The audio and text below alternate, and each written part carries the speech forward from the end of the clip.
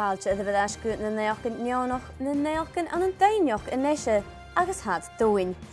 Tá sin ar iasad aine bh olthaid saf Victoria Ginnial a had ar a chruachach son cuach bhramanin a háis a chalam. Tach belechtse, mar a chiisiú sé inal scientific a cha seoch agus ha táis bhramanin get ha céad gama coltach the radio. Mar a ha cúpaid han saf a siúl stoid seoch agus an nóir an íségu dé cho cuachach sa bheith a bhraim.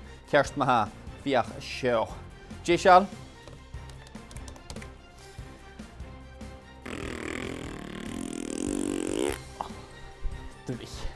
Dé hwyl mi, noi pwynge sia iddo frai mometer. Ellen, ha cwch gwnnwyd sy, siwt agos fiach heine.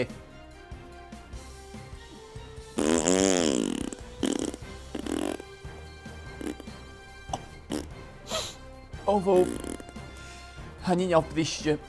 Ellen, brisio ni'n iawn. Ha mi chadulig an an neach gyn eile.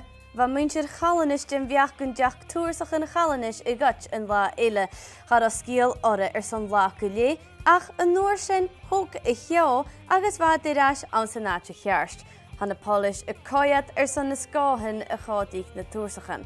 Bhí siad na seachcin acinne as dói clán na crinne. Ellen.